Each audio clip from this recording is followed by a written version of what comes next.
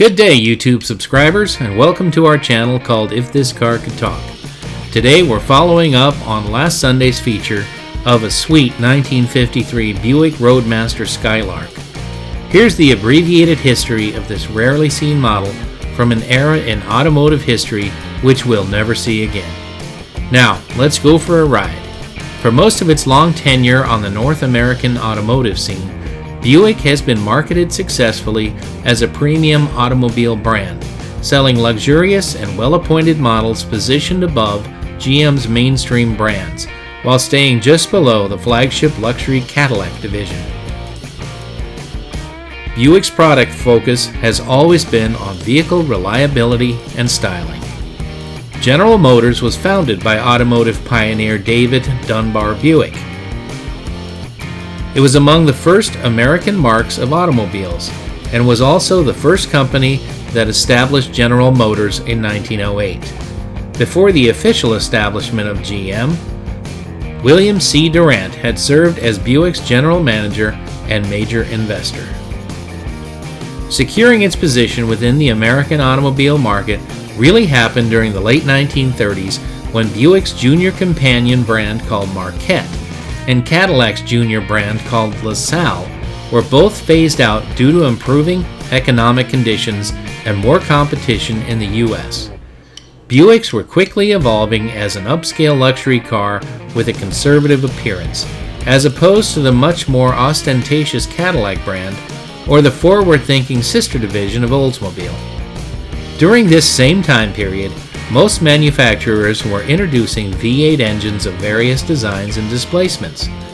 Because Buick was seen as not only a conservatively styled car, they were also well known for their rock-solid reliability. So the division stayed with their tried-and-true straight 6 and straight 8 engines until the first Buick modern overhead valve V8 was introduced in 1953 to celebrate Buick's 50th anniversary in the car business. The Buick Roadmaster was chosen to feature this marvelous and technically advanced engine design, now commonly known amongst collectors as the Nailhead V8. The Roadmaster name was certainly not new. It was first used in 1936 until the end of production of the 1958 model cars, and then it was resurrected for a brief time for their top-end models built in 1991 through 1996. The first production cars were magnificent motor cars built on Buick's longest non-limousine wheelbase, and they shared their basic structure with the entry-level Cadillacs, known as LaSalles, and after 1940, the senior Oldsmobiles. Between 1946 and 1957, the Buick Roadmaster capably served as Buick's flagship series. As I just mentioned, a newly designed V8 engine was introduced for 1953. Buick's golden anniversary year. Although this new 322 cubic inch power plant was nearly identical in displacement to the earlier and famous Fireball straight 8 at 320 cubes, the 53 cars were a very obvious 13.5 inches shorter, 4 inches lower, and 180 pounds lighter, but with an impressive, for the time, 188 horsepower. It was 11% more powerful than any of their predecessors. The compression ratio was bumped from 7.5 to 1 to 8.5 to 1, and torque was also increased, making for a noticeably quicker car in the acceleration department. The compact dimensions of this totally new V8 engine enabled Buick engineers to reduce the Roadmaster's wheelbase by nearly 5 inches across the model lineup, although styling differences, with the exception of new V8 emblem wheel covers, were largely non-existent. This year, Buick also introduced a new twin-turbine Dynaflow automatic transmission as a companion for the V8 engine. Engineers estimated the increased torque at the wheels was 10% more. The new gearbox also provided quieter yet faster acceleration at reduced engine speeds. Both power steering and power brakes were now standard. Air conditioning was a new option and, years before many other makes, a 12-volt electrical system was adopted. A new model first seen in 1953 in commemoration of Buick's golden anniversary was the Skylark Convertible. The Buick Roadmaster Skylark was one of 3 specialty convertibles produced during that year by General Motors to showcase their leadership in the exclusive design department. The other 2 being the Olds 98 Fiesta and the Cadillac Series 62 Eldorado. The 1953 Skylark was by necessity handmade in many respects. Only stampings for the hood, trunk lid, and a portion of the convertible tub were shared with the Roadmaster and Super convertibles. All Skylark tubs were finished with various amounts of lead filler. The inner doors were made by cutting the 2-door Roadmasters in 2 and then welding the pieces back together at an angle to produce the rakish door dip. An overall more streamlined look was reinforced by cutting the windshield almost 3 inches shorter and lowering the side windows and convertible top frame proportionately. For visual and practical perspectives, seat frames in the steering column were dropped to provide proper headroom and driving position.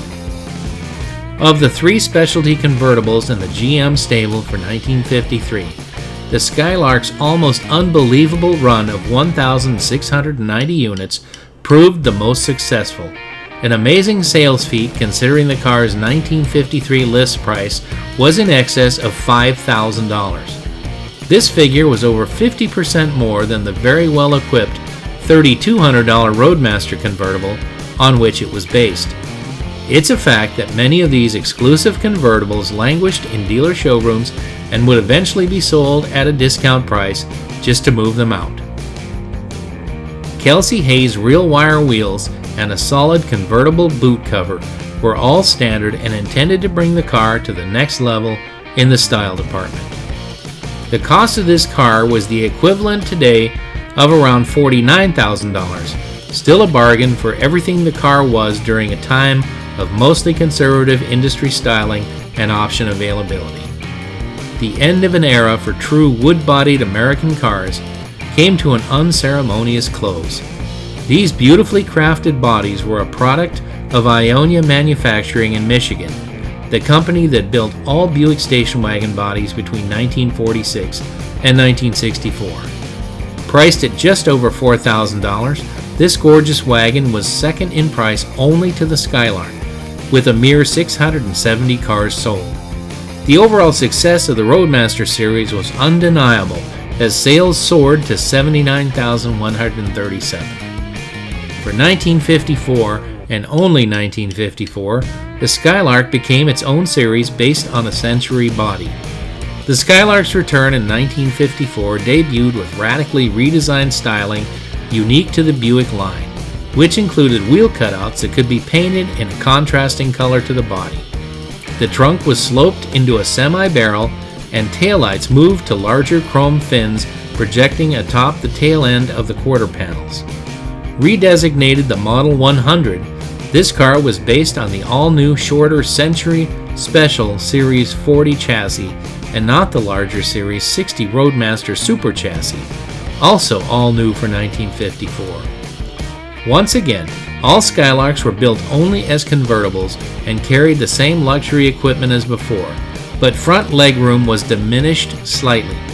Although smaller and lighter, the Skylark received a performance boost by retaining the big Buick's V8 powertrain, an evolutionary improvement over 1953, with the highest output in the division's lineup.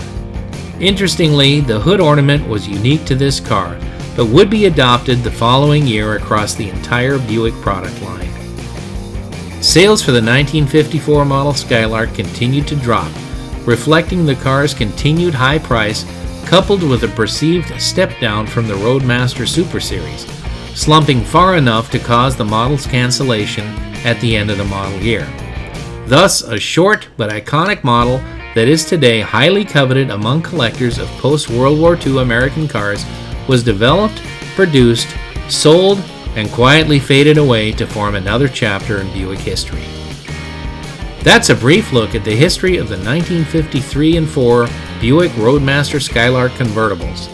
As always, please like, share, and comment on this video, and if you haven't done it yet, subscribe to the channel so you don't miss even one of our exclusive videos.